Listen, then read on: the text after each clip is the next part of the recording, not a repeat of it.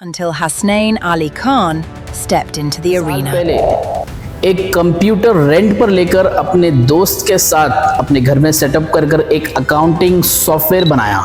Focus Softnet's CTO, Mr. Hasnain Ali Khan, universal law है कि जहाँ पे मुश्किलें होती वहाँ कुछ फ़ायदे होते और जहाँ आसानी होती वहाँ कुछ चैलेंजेस होते। आज की युद्ध को ऐसे कौन सी ग्लोबल स्किल्स है जो सीखनी चाहिए जो से वर्ल्ड वाइड काम आएंगी? मुझे मुश्किल सिर्फ पहले 1 मिलियन कमाने में हुई। वो मस्जिद की कम्युनिटी है या वो मस्जिद तो नहीं मैं है? आपको ये इन्फॉर्मेशन नहीं दे पाऊँगा।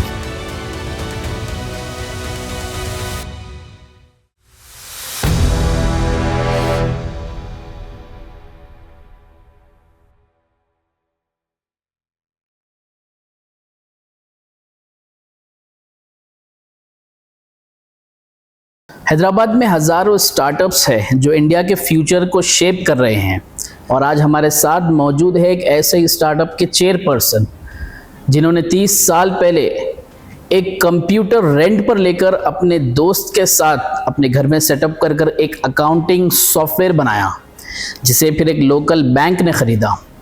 आज वही छोटी सी शुरुआत एक ग्लोबल सक्सेस स्टोरी बन चुकी है जिनका सॉफ्टवेयर दुनिया भर के बिजनेसेस और कई बड़े ब्रांड्स यूज़ करते हैं। मीम टीवी के आज के एपिसोड हैदर के साथ हैदराबाद में हमारे साथ एक एस्टीम गेस्ट मौजूद है जिनका नाम है मीर हसनैन अली खान, जो फोकस सॉफ्टनेट के चेयरमैन और चीफ टेक्निकल ऑफिसर भी है। फोकस कंपनी आज 17 कंट्रीज में ऑपरेट करती है और वर्ल्ड क्लास सॉल्यूशंस देती है in the field like ERP, CRM and AI। Focus Softnet ने इंटरनेशनल और रीजनल लेवल पर कई अवार्ड्स भी जीते हैं टेक्नोलॉजी, इनोवेशन, कस्टमर सर्विस और बिजनेस एक्सीलेंस के लिए। इतनी बड़ी प्रोफेशनल रिस्पॉन्सिबिलिटीज़ के बावजूद मीर हसनैन अली खान फिलैंथ्रोपी और रिलीजियस एक्टिविटीज़ में भी इन्वॉल्व रहते हैं। आइए बात करते हैं जनाब मीर हसनैन अली खान साहब से, जो एक टेक एंटरप्रेन्योर, एक विजनरी लीडर, कम्युनिटी बिल्डर और हैदराबाद को ग्लोबल IT मैप पर लाने वाले कंट्रीब्यूटर्स में से एक है। अस्सलाम वालेकुम हसनैन सर। वालेकुम सलाम। Thank you so much for joining us on this special program of Meem TV Haider के साथ Hyderabad. Thank you and thank you for calling me on your show. Hasnain sir, 30 years back आपने एक सॉफ्टवेयर डेवलप किया और एक रेंटेड कंप्यूटर लेके आपने अपने घर में शुरुआत की और आज आप एक एम्पायर बिल्ड किए। तो इस दौरान आपको क्या मुश्किलें पेश आई? या लुकिंग बैक अल्हम्दुलिल्लाह हमारी काफ़ी लंबी जर्नी रही। माशाल्लाह हम एक बहुत ही हम्बल और छोटी सी शुरुआत किए और अल्लाह ने आज काफ़ी कामयाबी दी, जिसमें हर्डल्स भी रहे हैं, लेकिन हर दौर में अलग अलग किस्म के हर्डल्स रहे हैं। जैसे कि हम जब शुरुआत कर रहे थे तो उस वक्त हमारे अलग प्रॉब्लम्स हुआ करते थे। जब कंपनी एक मिड लेवल पे पहुंची उस वक्त अलग किस्म के चैलेंजेस थे और आज के दौर में अलग किस्म के चैलेंजेस है। जैसे कि जब हम शुरुआत किए थे तो उस वक्त इंटरनेट का ज़माना नहीं था, तो टेक्नोलॉजी में कोई भी सॉफ्टवेयर डेवलप करने के लिए सबसे बड़ा चैलेंज इंफॉर्मेशन का होता था। आज जैसा कोई भी कोडिंग करना चाहता है तो गूगल पे जाता है, गूगल करके कोड फ्रैगमेंट्स डाउनलोड करके प्रोग्राम बना ले सकते हैं। लेकिन उस वक्त हमको API की नॉलेज भी नहीं हुआ करती थी, क्योंकि एक तो अच्छे बुक्स हैदराबाद या इंडिया में आया नहीं करते थे और जो भी बुक्स होते थे वो 1 या 2 साल पुराने होते थे।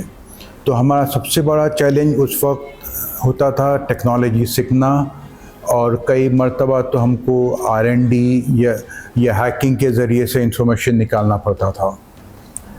और उसके बाद का जो दौर था इंटरनेट आने के बाद, वो टेक्नोलॉजी डेवलपमेंट के लिए सबसे अच्छा और सुनहरा दौर था।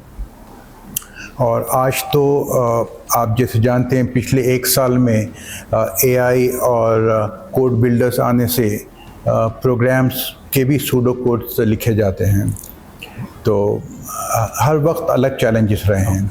जब फर्स्ट आप अपना सॉफ्टवेयर डेवलप किए तो उसको अपने क्लाइंट तक पहुंचाने में आपको कितना टाइम लगा? हम लोग जब पहला सॉफ्टवेयर डेवलप किए तो उस वक्त इत्तेफाक से मैं और मेरे पार्टनर जो है हम लोग फ्रेश इंजीनियरिंग कॉलेज से निकले थे, और उस वक्त एक ट्रेंड था यूएस चले आने का। तो हमारी क्लास में 31 स्टूडेंट थे, जिसमें से अबाउट 26 स्टूडेंट्स हैदराबाद के बाहर चले गए थे। तो सिर्फ हम लोग ही बचे हुए थे, और उस वक्त हमारे लिए चैलेंज क्या था कि हमको अकाउंटिंग भी सीखना था, क्योंकि अकाउंटिंग हमारे लिए बिल्कुल एक नई फील्ड थी। हम टेक्नोलॉजी के बैकग्राउंड के थे।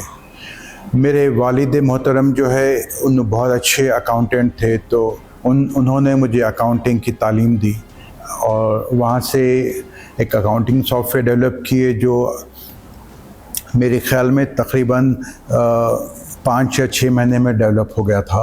बेसिक अकाउंटिंग सॉफ्टवेयर, और हम क्लाइंट तक पहुंचाना शुरू करे, और फिर उसके बाद सॉफ्टवेयर इवॉल्व होते रहा। क्लाइंट से रिक्वेस्ट आते रहे एनहांसमेंट्स के, और हमारी कंपनी की एक ख़ासियत ये थी कि हम लोग क्लाइंट के जब भी कोई रिक्वेस्ट आती थी सॉफ्टवेयर में चेंज करने की, एनहांस करने की, हम कभी रिफ्यूज़ नहीं करते थे। तो यही वजह थी कि हमारा सॉफ्टवेयर भी डेवलप हुआ और हमारे क्लाइंट भी हमसे खुश हुआ करते थे। हसन सर, आज का यूथ हायर एजुकेशन परस्यू कर रहे हैं, बहुत सारे फील्ड्स है टेक्नोलॉजी में, साइंस में, और उसके बावजूद भी यूथ बहुत कंफ्यूज है अपने कैरियर को लेके, क्योंकि एआई दौर एक एआई जो से एक रिवोल्यूशन ला रहा है कि हर चीज़ बहुत जल्दी इवॉल्व हो रही। तो आपके हिसाब से आज की यूथ को ऐसे कौन सी ग्लोबल स्किल्स है जो सीखनी चाहिए, जो से वर्ल्ड वाइड काम आएंगी? जी, आज जो है आईटी इंडस्ट्री उसी तरह से एक थ्रेशोल्ड पे जैसे कि उस वक्त थी जब मैं करियर स्टार्ट किया था। हम जब कंप्यूटर से ग्रेजुएट हो रहे थे तो उस वक्त कंप्यूटर्स बिल्कुल नए थे, तो हर तरफ डिस्कशन एक यही होता था कि कंप्यूटर्स आएंगे और ह्यूमन जॉब्स ले लेंगे, और आज भी हम यही सुन रहे हैं कि एआई आएगा और ह्यूमन जॉब्स ले लेगा। लेकिन मैं आई कैन एश्योर कि ह्यूमन जॉब जो है कोई ले नहीं सकता, इट कीप्स इवॉल्विंग। क्योंकि जब कंप्यूटर आके कुछ जॉब्स लिया तो उससे ज़्यादा जॉब्स क्रिएट भी किया, और आज भी अगर एआई कुछ जॉब्स लेगा तो जितनी जॉब्स लेगा उससे ज़्यादा जॉब्स क्रिएट करेगा। तो हमको इन चैलेंजेस से डरने की ज़रूरत नहीं है। और जहाँ तक कि फील्ड का सवाल है यूथ के लिए, मैं यूथ को यही एडवाइस करूँगा कि आप उस फील्ड में जाए जिस फील्ड में आप महारत रखते हैं या जिसमें पैशन है। हम लोग जब स्टार्ट किए थे हमारी सक्सेस का, तो अगर आप कहेंगे तो मैं अल्लाह का शुक्र अदा करूँगा कि उसी की मेहरबानी थी कि हमारी कंपनी सक्सेसफुल हुई, और उसी की मेहरबानी थी कि उसने हमसे राइट डिसीशंस लेने लगाया। तो कुछ डिसीजन जो मैं सोचता हूँ जो हमारे फेवर में गए, उनमें से ये है कि हम ऐसी फील्ड चूज़ किए जो इवॉल्व हो रही थी, जो स्टार्ट हो रही थी। तो आज यूथ के लिए बहुत चांस है कि वो लोग एआई की फील्ड सेलेक्ट करें या मशीन लर्निंग की फील्ड सेलेक्ट करें, क्योंकि ये अभी स्टार्ट हो रही है, यहाँ इनोवेशन का बहुत चांस है। और दूसरा डिसीजन जो जिसके लिए मैं काफ़ी मुतमईन हूँ और जिसके लिए फिर अल्लाह का शुक्र अदा करता हूँ कि उसने ये डिसीजन लेने लगाया और इसमें मदद की, वो ये है कि रिस्क लेना। आपको अगर कोई चीज़ पाना है तो आपको रिस्क लेना पड़ेगा, और रिस्क लेने के लिए आपको अपना करियर जल्दी स्टार्ट करना पड़ेगा। अगर आप थोड़ा करियर लेट स्टार्ट करेंगे तो आपके ऊपर इकोनॉमिक प्रेशर्स रहेंगे और आप उतना रिस्क नहीं ले सकेंगे। तो रिस्क लीजिए, प्रॉब्ली आउट से कि आप जितना हो सकते बिज़नेस कीजिए अपना खुद का, क्योंकि ये खुद एक बड़ा रिस्क है, और अल्लाह पे तवक्कल कीजिए, वो ज़रूर मदद करेगा। अगर हसन भाई आज आप 21 इयर्स के होते इस दौर में, तो आप कहाँ पे फोकस करते? आज मैं अगर 21 इयर्स का होता तो मैं वही करता जो उस वक्त किया था जब मैं 21 इयर्स का था।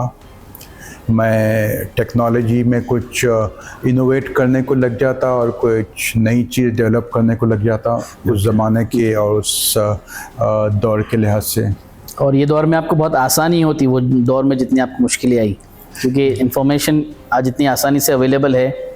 जी, ये यूनिवर्सल लॉ है कि जहाँ पे मुश्किलें होती वहाँ कुछ फ़ायदे होते और जहाँ आसानी होती वहाँ कुछ चैलेंजेस होते।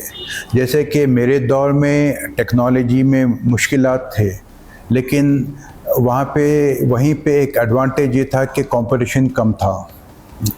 आज जो है आपको सहूलतें हैं टेक्नोलॉजी की, लेकिन आपको कंपटीशन ज़्यादा है। तो ये यूनिवर्सल लॉ है कि हर नेचर हमेशा बैलेंस करते रहता। हसन सर, फोकस सॉफ्टनेट 17 कंट्रीज़ तक पहुंचने का ये विजन कैसा आपने इसे मुकम्मल किया, या कंट्रीज़ और ज़्यादा है? शायद मैं नंबर्स में मिस्टेक्स कर रहा हूँ।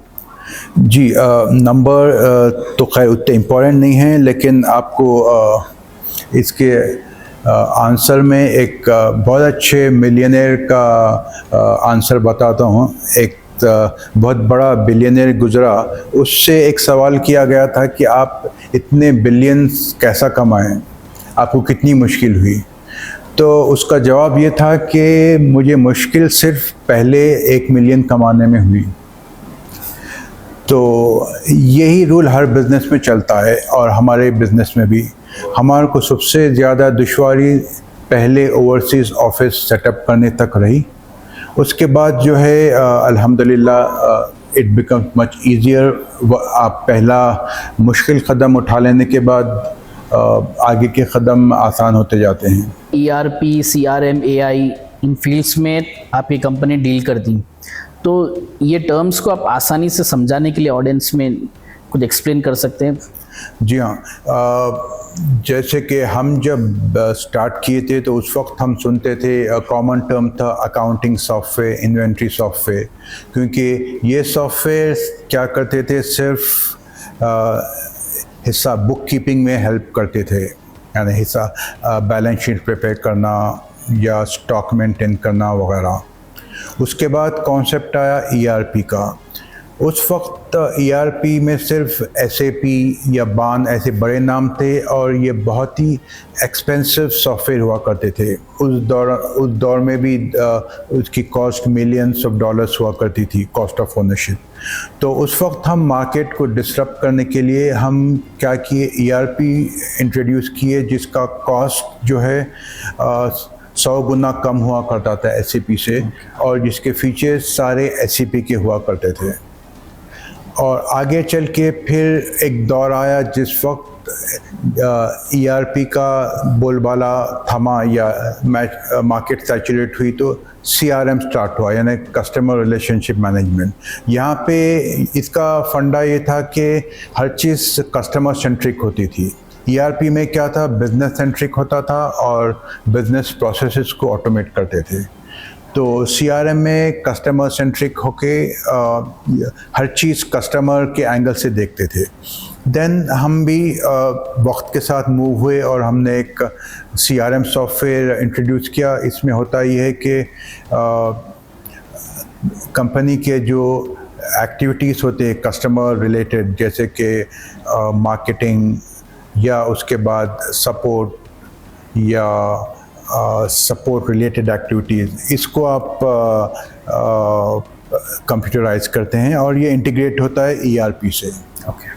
फिर अब उसके बाद का जो अभी दौर है वो AI वाला दौर है, क्योंकि जब ERP और CRM फुल्ली इवॉल्व हो गए तो जहाँ पे अब ज़्यादा गुंजाइश नहीं रही नए फीचर्स ऐड करने की, तो हमने AI इंट्रोड्यूस किया। AI करता ये है कि ERP और CRM में जो कस्टमर का बहुत सारा डेटा होता है उसको माइन करके कस्टमर को डिसीजन मेकिंग में हेल्प करता है। जैसा कि एक सिंपल टर्म्स में अगर मैं एक मिसाल दूं तो एक समझिए सुपरमार्केट है या ट्रेडिंग की ऑर्गेनाइजेशन है। ये लोग के लिए सबसे बड़ा चैलेंज होता है कि अपने स्टॉक को मिनिमाइज़ करना, यानी वो लोग जितना ज़्यादा स्टॉक रखेंगे वो लोग को उतना कॉस्ट बढ़ेगा, क्योंकि वो लोग का उतना पैसा अटका हुआ रहता। एट द सेम टाइम अगर वो लोग इन्वेंट्री लो रखेंगे तो भी परेशानी है कि अगर कोई कस्टमर कुछ लेने आ रहा है तो वो लोग के पास स्टॉक नहीं रहा तो वो फिर दोबारा नहीं आता। तो यहाँ पे हमारा AI टूल्स हेल्पफुल रहते हैं। जैसे कि प्रेडिक्शन में आज मैं AI टूल से पूछूं कि मुझे अगले हफ्ते कितने स्टॉक की ज़रूरत रहेगी, ये ख़ास तौर पे पेरिशेबल आइटम्स में, जैसा कि फूड स्टफ्स है या फ्रूट्स एंड वेजिटेबल है, जिनकी शेल्फ लाइफ बहुत कम होती है, तो वहाँ पे मुझे एक्यूरेट ऑर्डरिंग बहुत इंपॉर्टेंट रहती। तो हमारा AI आपको एक्यूरेटली प्रेडिक्ट करता है कि आपके नेक्स्ट 1 वीक में आपको कौन से आइटम का कितना स्टॉक रखना चाहिए, कितना रीऑर्डर करना चाहिए। AI का इस्तेमाल एक्चुअली पिछले 10-15 या उससे भी ज़्यादा साल से हुए आ रहा है, लेकिन ये इतनी एक्सपेंसिव टेक्नोलॉजी थी, क्योंकि अगर किसी को भी प्रेडिक्शन करना होता पहले, तो वो लोग को एक तो बहुत सारा डेटा माइन करना पड़ता, फिर वो लोग को एक टीम रखना पड़ती डेटा साइंटिस्ट की, जो रेगुलर बेसिस पे ये डेटा को ट्रांसफॉर्म करते रहते हैं और उससे प्रेडिक्शन निकाल के देते हैं। प्रेडिक्शन तो एक एस्पेक्ट है। AI के हमारा जो AI सॉफ्टवेयर है वो 103 एल्गोरिदम्स देता है, जो कि प्रेडिक्शन में काम आते हैं, क्लासिफिकेशन में काम आते हैं, रिग्रेशन के एल्गोरिदम्स होते हैं। ये सारे टेक्निकल टर्म्स है, लेकिन लेमैन की लैंग्वेज में समझाने के लिए मैंने जहाँ आपको बताया कि स्टॉक प्रेडिक्शन होता है।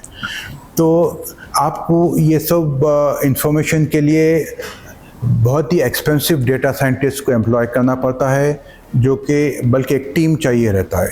तो हमने इस सॉफ्टवेयर को बहुत ही आसान कर दिया है, यानी एक प्रोडक्टाइज कर दिया है, जिससे कि आप बिना किसी को एम्प्लॉय किए, डेटा साइंटिस्ट एम्प्लॉय किए, सॉफ्टवेयर को एक मर्तबा हल्के से ट्रेन कर देंगे इम्प्लीमेंटेशन के दौरान, तो आपको तकरीबन 1 साल तक प्रेडिक्शन मिलते रहेंगे जस्ट विद फ्यू की स्ट्रोक्स। एक MIS का बंदा भी ये सारे प्रेडिक्शन रोज़ निकाल सकता है। ओके, तो वर्ल्ड वाइड आपके सबसे बड़े क्लाइंट्स कौन हैं, किसी के नाम बता सकते हैं आप? अल्हम्दुलिल्लाह हमारे बहुत बड़े बड़े क्लाइंट्स है, मिनिस्ट्रीज़ है, मल्टीनेशनल्स है, लेकिन जब भी कोई बड़े क्लाइंट को हम बेचते हैं तो उनके साथ NDA होता है कि हम उनका नाम डिस्क्लोज़ नहीं करेंगे। तो मैं आपको ये इन्फॉर्मेशन नहीं दे पाऊँगा। हसन सर, लास्ट 20 ईयर्स में तेलंगाना में जो सो पिछले 3 से 4 गवर्नमेंट्स बदले, कौन सी गवर्नमेंट की सबसे अच्छी पॉलिसीज़ थे टेक्नोलॉजी को ध्यान में रखते हुए और इस बिज़नेस को आगे बढ़ाने के लिए? मैं ये कहूँगा कि फॉर्चुनेटली हैदराबाद में सारे गवर्नमेंट्स अच्छे रहे। जैसा कि ये टेक्नोलॉजी का रेवोल्यूशन जो स्टार्ट किया था वो चंद्रबाबू नायडू ने, और वो बहुत अच्छे विजनरी थे और उनको काफ़ी क्रेडिट जाना चाहिए। लेकिन जब उनकी हुकूमत ख़त्म हुई तो सब समझे कि अब शायद हैदराबाद का डेवलपमेंट रुक जाएगा, लेकिन उसके बाद राजशेखर आए, उसको वो जहाँ से छोड़े थे वहाँ से आगे ले गए। फिर उसके बाद KCR आए, उन्होंने भी काफ़ी अच्छा काम किया और वो भी ऊपर ही ले जाते रहे। तो हमारी पूरा जो सफ़र रहा है पिछले 30 साल का, उसमें काफ़ी हम फॉर्चुनेट रहे कि एक से बेहतर एक CMs आए और सब ने काफ़ी अच्छा काम किया। हसन सर, आप प्रोफेशनल लाइफ के साथ फिलांथ्रोपी, रिलीजियस एक्टिविटीज़ में भी बहुत ज़्यादा इन्वॉल्व हैं। आप चैरिटेबल ऑर्गेनाइजेशन के साथ साथ ऑर्फनेजेस के साथ भी जुड़े हैं। इराक़ में ISIS के द्वारा शहीद किए गए लोगों के जो बच्चे थे, जो यतीम हो गए, तो आप वहाँ के भी ऑर्फनेज कैंप्स को विज़िट किए थे, तो आपकी एक्टिविटीज़ के बारे में कुछ बता सकेंगे आप? मैं अपने एक्टिविटीज़ के बारे में तो नहीं बताना चाहूँगा, क्योंकि चैरिटेबल एक्टिविटीज़ को खुफिया रहना चाहिए और मैं कोशिश करता हूँ कि इसको छुपा के रखूँ। मेरे एजेंट्स के थ्रू मेरा काम होता है, तो यूजुअली मेरा नाम बाहर नहीं आता है और वैसा ही होना चाहिए। लेकिन मैं आपसे अपना विज़न शेयर करना चाहूँगा। चैरिटी जो है बहुत ही इज़्ज़त के साथ करना चाहिए, इन द सेंस जो ज़रूरतमंद होता है उसको उसकी आइडेंटिटी को जितना हो सके सामने नहीं लाना चाहिए। और मेरा एक विज़न है कि एक ऐसी वेबसाइट के थ्रू चैरिटी करवाऊँ जिसमें हमारी एक सोच है कि जो सबसे गरीब है वही ज़रूरतमंद है, लेकिन मेरे एक्सपीरियंस से जो मिडिल क्लास के लोग हैं वो भी ज़रूरतमंद है। और शरीयत की निगाह में कोई भी जिसके अखराजात जो है रीज़नेबल अखराजात जो पूरे नहीं हो रही वो एक मुस्तहिक़ है। और ये लोअर मिडिल क्लास के ख़ास तौर पे जो लोग हैं वो यूजुअली वो काफ़ी इज़्ज़तदार लोग हैं जो सामने नहीं आना चाहते, तो ये लोग किसी से मांग भी नहीं सकते और ये लोग सबसे ज़्यादा सफ़र करते हैं। तो ये लोग के लिए मैं चाहता हूँ कि कुछ ऐसा खुफिया तौर पे सिस्टम बने कि इन तक मदद पहुँचती रहे। एट द सेम टाइम ये इंश्योर करे कि ये सिस्टम मिसयूज़ ना हो, क्योंकि चैरिटी में मिसयूज़ भी होता है कि जो लोग को मांगने की आदत होती है वो लोग इसको ज़रूरत नहीं भी हो तो एक इजी वे ऑफ लिविंग बना लेते हैं। और मेरा दूसरा विज़न ये है कि चैरिटी जो ज़्यादातर हमारे पास होती है वो रिएक्टिव होती है, लेकिन इसको प्रोएक्टिव होना चाहिए। अगर मैं इस मिसाल को आसान करूं, मिसाल देके, तो कोई गरीब हमारे पास आता है तो हम उसकी मदद कर देते हैं, ये है रिएक्टिव चैरिटी। लेकिन प्रोएक्टिव ऐसी होंगी कि हम कुछ ऐसे काम करें जिससे कि गुर्बत दूर हो। हमारे को हमारे स्कूल्स में जो एजुकेशन का स्टैंडर्ड है उसको बढ़ाना चाहिए और हम लोग को हाई एजुकेशन पे फोकस करना चाहिए, जॉब्स क्रिएशन पे फोकस करना चाहिए और साथ में सोशली एलिवेट करना चाहिए लोगों को। मैं ये डिनाई नहीं करता कि हमारे को रिएक्टिव चैरिटी की भी ज़रूरत है, जैसा कि अगर कोई बीमार है तो हम उसको ये नहीं बोल सकते कि हम तुम्हारी दवा दारू नहीं करेंगे, हम सिर्फ एजुकेशन पे कंसंट्रेट करेंगे। एक फ़ाइन लाइन होना चाहिए कि आप अपने जितने भी चैरिटी के बजट है, एक बजट रखें अपलिफ्टमेंट के लिए और दूसरा बजट रखें ऐसे रिएक्टिव, जैसे कि मेडिकल केयर है या किसी के पास सडनली कोई ब्रेड अर्नर मर गया और उनकी फैमिली को शॉर्ट टर्म के लिए कुछ मुश्किलात आ गए तो उसके फूड ग्रेन्स वगैरह का इंतज़ाम हो, तो एक बैलेंस रहना चाहिए दोनों में। रिसेंट आप कोई कंट्रोवर्सी में आपका नाम बहुत आ रहा था जो कम्युनिटी बेस्ड है, उसके ऊपर कुछ रोशनी डालना चाहेंगे आप? कंट्रोवर्सी की आप पूछिए, मैं जवाब देता हूँ। आप जिस कमेटी के आप प्रेसिडेंट थे तो वो मस्जिद की कम्युनिटी है या वो मस्जिद नहीं है? वो बिल्कुल मस्जिद है, वो एक 150 ईयर ओल्ड मस्जिद है और ये बात बच्चा बच्चा जानता है और इसके लीगल प्रूफ भी है, लीगली भी वो मस्जिद है और हिस्टोरिकली भी वो मस्जिद है। बल्कि 150 इयर्स की हिस्ट्री इबादत खाना हुसैनी की एंड एक डॉक्यूमेंटेड हिस्ट्री है। सॉरी हसन भाई, हम टॉपिक से थोड़ा हट गए थे, तो लास्ट क्वेश्चन मैं आपसे यही पूछना चाहूँगा कि आप हैदराबाद को नेक्स्ट 10 इयर्स में आप कहाँ पे देख रहे हैं टेक्नोलॉजी की फील्ड में, और क्या Hyderabad in the coming years India का आईटी हब बन सकता है? बिल्कुल, मेरे को पूरा यकीन है कि हैदराबाद एक ऐसे थ्रेशोल्ड पे है जहाँ से वो इंडिया का आईटी में ही नहीं बल्कि नंबर 1 सिटी बन सकती है। क्योंकि आप अगर गच्चीबौली या फाइनेंशियल डिस्ट्रिक्ट वो साइड जाके डेवलपमेंट देखेंगे तो इतना प्लान और इतना बेहतरीन डेवलपमेंट हो रहा है कि हमारे पास इंफ्रास्ट्रक्चर भी है और साथ में मैन पावर भी है और साथ में एक अच्छा माहौल भी है जो एक सिटी को ऊपर ले जा सकता है। जैसे कि अगर आप कंपेयर करेंगे बेंगलोर बॉम्बे से, तो ये सिटीज़ में उतनी अच्छी प्लानिंग नहीं हुई है जिस वजह से वहाँ ट्रैफिक का प्रॉब्लम है। बॉम्बे में देखेंगे तो महंगाई है रेजिडेंशियल, लेकिन हैदराबाद इज़ आइडियली प्लेस्ड। फिर हमारे पास और एक बेहतरीन एडवांटेज ये है कि कोई भी इन्वेस्टर या कोई भी बिज़नेस के लिए सबसे इम्पॉर्टेंट चीज़ होती है कि वहाँ पे पीस और अमन कितना है, और हैदराबाद एक पीसफुल सिटी है और कोई भी बिज़नेस चाहेगा कि यहाँ पे आके बिज़नेस करें। Thank you so much Hasan भाई for coming on our show Haider के साथ हैदराबाद। ये थी हमारी गुफ्तगू मीर हसनैन अली ख़ान साहब के साथ, जो एक टेक विजनरी, एक कम्युनिटी बिल्डर और एक विजनरी लीडर हैं। देखते रहिए हैदर के साथ हैदराबाद, सिर्फ़ और सिर्फ मीम टीवी पर। शुक्रिया। हैदराबाद जिंदाबाद। अल्लाह हाफिज़।